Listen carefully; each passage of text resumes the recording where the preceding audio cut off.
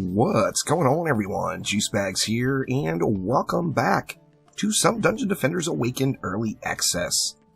Today we're going to talk a little bit about stats and stat priorities and what you can do with your points. Now, first things first, let's take a run through the basics of the stats.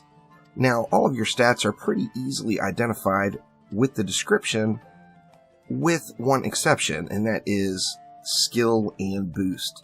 Skill and boost is continuing to confuse a lot of people, especially by the description and with, like, say, the monk and the monk's active abilities. What these two stats are is your first ability and your second ability. So don't get confused by the naming. It's ability 1, ability 2 is the easiest way. So in this particular situation on the Apprentice, my very first ability, of course, is Mana Bomb. So if I go into skill, I am going to be affecting the damage of Mana Bomb. My second ability is Overcharge, so if I go into Boost, it's going to be affecting my Overcharge. Now, the rest of the stats are pretty easy to recognize what they are. Of course, your hero health, your primary attack damage, meaning your left and right clicks, your run speed, and your casting speed. Your casting speed, of course, is going to make you repair and place and upgrade those defenses quicker. Plus, like as you see in the addition on the Apprentice, it's going to make the cast rate of Mana Bomb a little bit faster. And then looking at the defense stats are pretty straightforward. We got your defense health, your defense power, your range, and your rate. So pretty straight to the point there. Now, lots of folks have been asking about what points to put in where, and there really is no magic recipe because it's going to be dependent on your gear and what points you're already getting from your gear. Remember that Dungeon Defenders Awakened will be a game about farming gear for the best stats. The higher your stats, the more effective your defenses. So, as far as what points you go into, it is going to 100% be based on what stats you are already getting from your armor and weapons and other gear items. Now, a few important things to note is some of the stats do start falling off quite quickly. Defense range and defense rate, for example, will start falling off very, very fast as far as how much effectiveness you're actually getting on your tower. As a general rule, when you're first starting, the first points, of course, are going to be the most powerful.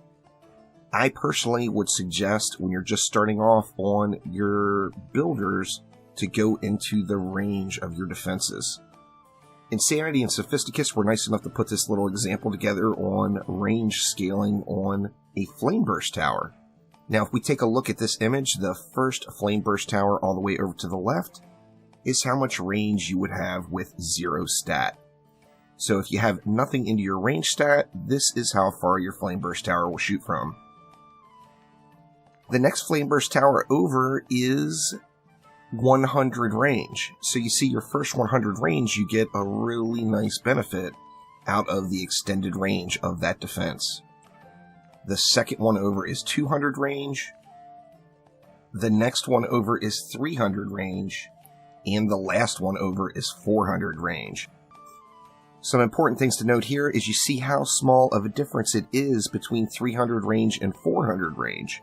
So you're getting very little value out of those 100 points that could be spent elsewhere. So range in particular is extremely powerful right at the start, particularly on tower type defenses. So if you want to use the Apprentice, the Squire, even Auras for that matter, from the Monk, range is a very, very nice to have. Now, it won't increase your DPS, but it will increase your damage done, as it is going to increase the overall amount of times that your defenses can hit an enemy, because they're going to start hitting them sooner. Now, in addition to that, looking through your stats, say you are on an Apprentice builder, or you're on a Squire builder that's focused on harpoons. Well, you've got very little value for the Fortify stat, as ideally, your defenses are not getting hit. So you don't want to waste any points into Fortify. Get as much as you can into power, range, and rate. Where if you look at, say, a monk building auras, or Even a Huntress that's laying down traps, Fortify there can be a large quality of life item, as the more Fortify you have, the more charges your traps and auras have, and the less you have to repair them. And then, of course, if you're just focused on walls, say you've got a squire that's all about the blockade, the only thing that matters is Fortify, so pump all your points into Fortify there. So if I was going to give someone some advice just starting out, I would say put your first 25 points you get into range, and then start splitting between power, range, and rate. Overall, as you go up and as you climb and get more stat, you're going to find that like 3 to 2 or even 5 to 4 power to rate is going to be a pretty sweet mix. Now, one awesome thing about that is we can very easily test this stuff on our own on each individual defense that you're concerned about. Now, say example here on my apprentice, I've got 537 power, 420 rate, and I like that range of 220, so I'm going to stick there at that 220 range. So say I wanted to drop this down to say 400 rate and get 20 more points into power to check the effectiveness. Well, first off, I'd want to look and see, okay, the DPS of this tower, not the damage, the overall DPS is 11.1k. So 11,100 damage per second is what this Flame Burst Tower is going to put out. Now, if I went on and I removed all of my points here, now remember, my range, I'm set at 220, so I'm happy with that. And I want to drop my defense rate down to 400 instead of 420. So I'm going to go ahead and go into my defense rate to get it to 400. I'm going to dump everything else into my power. You see my power is now higher than my rate, and when I look at my tower, it's now 11.08. So I lost a little bit of DPS by taking those 20 points out of rate. And you will find that sometimes you actually don't see a difference depending on where your rate is scaling. So once again, my personal suggestion would go like your first 25 points into range and then split between power, range, and rate. Overall, until we get higher stats, now remember, we're nowhere near any sort of caps. We still have Nightmare mode coming. We also have Massacre mode coming, which is going to completely blow these stats out of the water. And until we get to that point, we can't really find where any sort of hard caps might lie. However, 3 to 2 power to rate, 5 to 4 power to rate, 4 to 3 power to rate, play around with it and see what you like on your damaging towers. Now, say you're looking at the Huntress. Do I have a Huntress here? There we go. Now, the Huntress, once again, your Fortify stat is complete quality of life. In addition to that, your defense rate on the majority of the Huntress traps is just affecting the reset time. So if we look at, say, the Explosive trap, all the rate is affecting is the reset time itself, and it doesn't scale very well, to be honest with you. So if you look at my Huntress, I went all Fortify and Power once I got to that happy range of where I wanted my trap range to fall into place.